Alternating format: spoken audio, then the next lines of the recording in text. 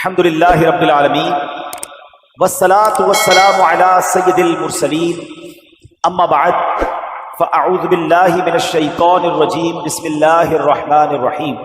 پڑھیے الصلاة والسلام علیک یا رسول اللہ وعلی آلک واصحابک یا حبیب اللہ. الصلاة والسلام علیک یا نبی اللہ وعلى آلك وأصحابك یا نور اللہ. ایک مرتبہ فرشتوں کے سردار حضرت جبریل امین علیہ الصلوۃ والسلام معراج کے دولہ امام الانبیاء صلی اللہ علیہ وسلم کی خدمت بابرکت میں حاضر ہوئے اور ایک بڑی انوکھی عرض کی. عرض کرتے کہ یا رسول اللہ صلی اللہ علیہ وسلم مجھے کوہ قاف میں جانے کا اتفاق ہوا. میں نے وہاں رونے اور چلانے کی آوازیں سنی. جدھر سے آوازیں آ رہی تھی ادھر بھی گیا تو وہاں ایک فرشتہ جو آسمانوں پر بڑے عزت و اکرام کے ساتھ نورانی تخت پر بیٹھتا تھا. 70,000 فرشتے اس کے گرد صفے بنا کر کھڑے ہوتے تھے. وہ جب سانس لیتا تھا تو اللہ تعالیٰ اس کی ہر سانس کے بدلے ایک فرشتہ پیدا فرما دیتا تھا. مگر آج اسی فرشتے کو میں نے بڑی پریشانی کے عالم میں دیکھا. کوہ کاف میں بڑا پریشان تھا, آہوزاری کر رہا تھا. تو میں نے اس سے پوچھا کہ یہ تیرے ساتھ کیا معاملہ ہوا؟ فرشتہ بولا کہ معراج کی رات جب نبی پاک علیہ الصلوۃ والسلام میرے قریب سے گزرے تھے تو میں نے ان کی اس طرح تعظیم نہ کی, اس طرح ان کا ادب نہ کیا جو کرنا چاہیے تھا. بس اللہ پاک کو یہ میری ادا پسند نہ آئی, چنانچہ مجھے اس کی سزا دے دی گئی اور مجھے اس بلندی سے یہاں اتار دیا گیا. پھر اس نے مجھ سے درخواست کی کہ جبریل امین اللہ پاک کی بارگاہ میں میری سفارش کیجئے, دعا کیجئے کہ اللہ مجھے معاف فرما دے. جبریل امین عرض کرتے ہیں کہ یا رسول اللہ صلی اللہ علیہ وسلم میں نے بڑی عاجزی کے ساتھ بارگاہ الہی میں اس فرشتے کی سفارش کی, اس کی نجات کے لیے دعا کی. تو ارشاد ہوا کہ اے جبرائیل اس فرشتے کو بتا دو اگر معافی چاہتا ہے تو میرے حبیب پر درود پاک بھیجے. جبریل امین کہتے ہیں یا رسول اللہ جیسے ہی میں نے یہ بات اس فرشتے کو بتائی وہ فرشتہ آپ کی ذات پر درود پاک پڑھنے لگ گیا. حضور جیسے جیسے وہ درود پڑھتا رہا اس کے بالوں پر نکلنا شروع ہوئے اور اڑ کر آسمان کی بلندیوں پر جا پہنچا.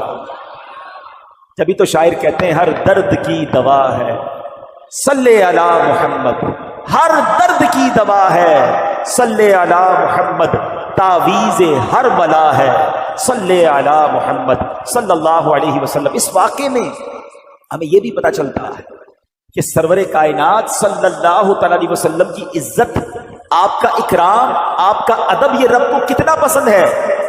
اور ان کی شان میں ذرا سی بھی بے ادبی بندے کا ایمان بھی غارت کر دیتی ہے اور رب کو بھی اس سے ناراض کر دیتی ہے. تو ہمیشہ اللہ کریم سے دعا ہے ہمیں ادب والوں میں رکھے.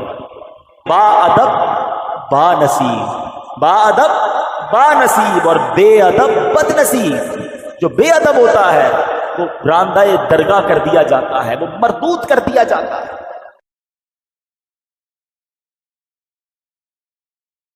حضرت آدم علیہ السلام کا ادب نہ کیا, ساری زندگی کی عبادتیں اس کی اکارت کر دی گئیں, مردود کر دیا گیا. تو چاہے حج ہو, عمرے ہوں, نمازیں ہوں, صدقے ہوں, حلیہ مذہبی ہو, لیکن اگر دل میں ادب نہیں ہے تو یہ اعمال کسی کام کے نہیں ہیں. یاد رکھیے علم اچھی چیز ہے مگر ادب بہت ضروری ہے.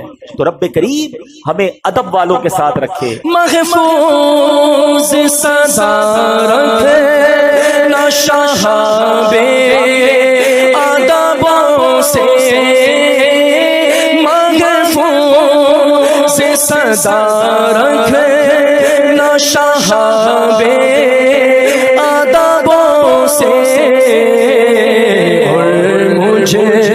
سے بھی سرزد نہ کبھی بے ادبی ہو. میٹھے اسلامی بھائیوں, میرے آقا حضرت ام ہانی رضی اللہ تعالیٰ عنہ کے گھر آرام کر رہے ہیں کہ جبریل امین جو فرشتوں کے سردار ہیں نبی پاک کے دربار میں آتے ہیں. آرام سے جگاؤں کیسے؟ رب کا حکم ہے کہ محبوب کو بلایا جائے مگر محبوب آرام کر رہے ہیں. یہ وہی آرام ہے. مولا علی نے دیکھا کہ عصر کی نماز جاتی ہے تو چلی جائے, آقا کے آرام میں خلل نہ آئے. اب جبریل امین کو جگانا ہے. اللہ اکبر. بلاوا رب کی طرف سے ہے. سوچا کیسے جگاؤں, ادب کیا ہوتا ہے. عرض کیا کرتے ہیں جو اعلیٰ حضرت نے گویا قصیدہ معراج میں کہا کہ فرمایا یہی سما تھا کہ پے کے رحمت خبر یہ لایا کہ چلیے حضرت. ذرا سمجھیے گا بات کو, کیا خبر لایا کہ چلیے حضرت تمہاری خاطر کشادہ ہے. کیا کشادہ ہے؟ جو کلیم پر بند راستے تھے. ذرا سوچئے یہ کون سا سفر تھا. تھوڑا سا پیچھے چلتے ہیں. حضرت موسیٰ علیہ السلام کو اللہ نے بڑا مقام دیا. ان the whole world nobody have power to speak with اللہ سبحانہ وتعالی. حضرت موسیٰ سے پہلے کوئی ایسا نہیں تھا جو اللہ سے بات کر سکے بلا واسطہ, ڈائریکٹ ہے. آپ کو کلیم اللہ کہا گیا اور آپ اللہ سے بات کرنے کوہ طور پر جاتے تھے. کیسا مقام تھا. ان کو فیل کیسا ہوتا ہوگا کہ اس پوری کائنات میں I am one and only who can speak, جو اللہ کریم سے بات کر سکتا ہے, جس نے یہ کائنات بنائی ہے. اب دل میں تمنا جاگی, مولا کلام کی سعادت دی ہے, اب اپنا دیدار بھی کرا دے. رب ارنی, اے اللہ تجھے دیکھنا چاہتا ہوں. ارشاد کیا ہوتا ہے, لن ترانی, اے موسیٰ تم مجھے دیکھ نہیں سکو گے. پھر ارشاد فرمایا کہ اے موسیٰ اس پہاڑ پر ہم اپنی تجلی نازل کرتے ہیں, اگر یہ پہاڑ اپنی جگہ پر رہا تو پھر تم دیکھ پاؤ گے. مگر جب اس پہاڑ پر یعنی کوہ طور پر تجلی ڈالی گئی, وہ پہاڑ جو ہے وہ ریزہ ریزہ ہو گیا. حضرت موسیٰ بھی اس تجلی کو برداشت نہ کر سکے اور بے ہوش ہو گئے. کلیم اللہ کی تمنا بھی دیکھنا ہے.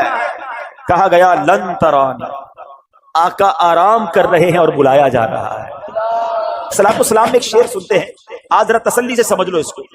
کس کو دیکھا یہ موسیٰ سے پوچھے کوئی, آنکھ والوں کی ہمت پہ لاکھوں سلام. کس کو دیکھا یہ موسیٰ سے پوچھے کوئی, کس کو دیکھا یہ موسیٰ سے پوچھے کوئی, آنکھ والوں کی ہمت پہ لاکھوں سلام.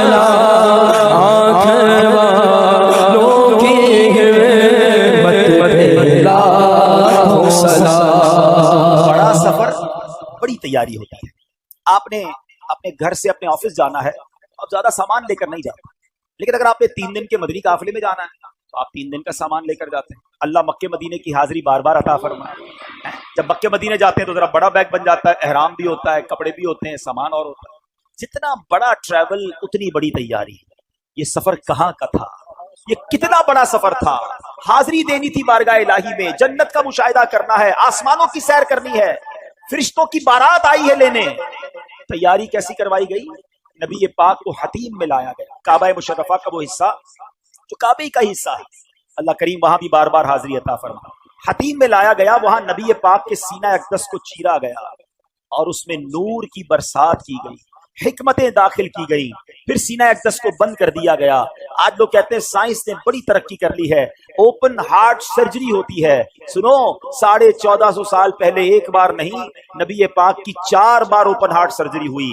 مگر یہ کیسی سرجری تھی, نہ کوئی ٹانکے کا نشان ہے, نہ کوئی تکلیف ہے. آقا دیکھ رہے ہیں کہ دل کو باہر نکالا گیا ہے اور نبی پاک کے سامنے نور ڈالا جا رہا ہے. اللہ اکبر, یہ بھی نبی پاک کا معجزہ ہے. اور پھر وہ سفر شروع ہوتا ہے. اب نبی پاک مکہ پاک سے بیت المقدس جاتے ہیں. سبحان اللہ, بیت المقدس کا سفر یہ براق پر کیا جاتا ہے. براق کی بات بھی سن لو, ہے جو اتنا پیارا مہمان ویسی سواری بھیجی جاتی ہے نا, اگر کوئی بہت بڑی شخصیت ہو تو اس کو ذرا اچھی گاڑی میں بلایا جاتا ہے. نارمل بندے کو کہا جاتا ہے آپ آ جائیے گا, ٹھیک ہے. اور بہت ہی زیادہ معزز و بندہ کہتا ہے کسی دوست کی اچھی والی گاڑی لے کے بھیجوں, اتنی بڑی شخصیت ہے, اس کے سٹینڈرڈ کی کوئی سواری ہونی چاہیے. اللہ نے اپنے پاس اپنے حبیب کو بلانا.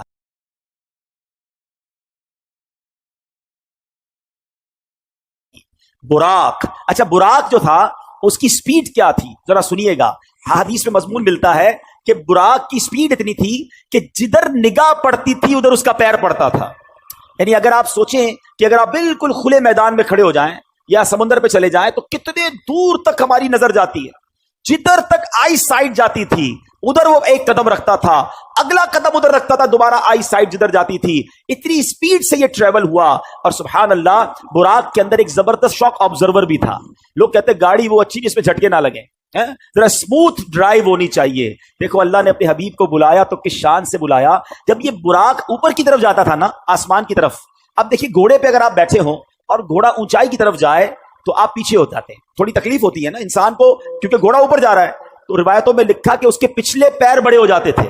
جب یہ اوپر جاتا تھا تو پچھلے پیر بڑے ہو گئے تاکہ اس کی پشت سیدھی رہے, نبی پاک کو سواری میں تکلیف نہ ہو. اچھا جب یہ براق نیچے اترا, آپ کوئی گھوڑا نیچے اتر رہا ہے آگے کی طرف ہو جائیں گے, پھر ڈیفیکلٹی ہوگی. فرمایا جب نیچے اترا تو اس کے اگلے پیر اونچے ہو جاتے تھے.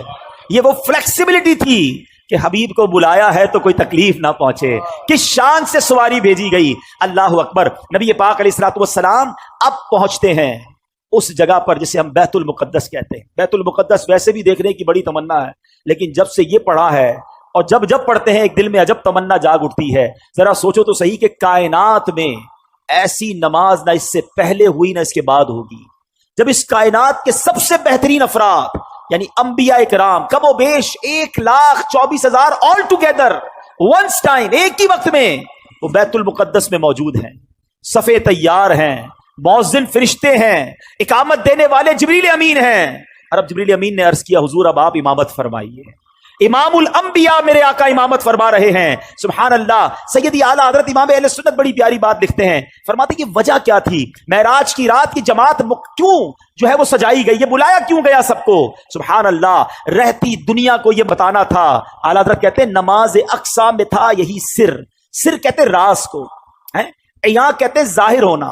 فرماتے نماز اقصا میں تھا یہی سر, یہی راز تھا کہ ایاں ہو مانائے اول آخر, پتہ چل جائے دنیا کو کون اول ہے کون آخر ہے دست بستہ پیچھے حاضر, سارے ہاتھ باندھے کھڑے ہیں کون جو سلطنت آگے کر گئے تھے. اقسام سواری جب پہنچی جبریل نے بڑھ کے کہی تقبیر, نبیوں کی امامت اب بڑھ کر سلطان جہاں فرماتے ہیں. اللہ اللہ کہو, اللہ اللہ اللہ اللہ اللہ اللہ کہو, اللہ اللہ.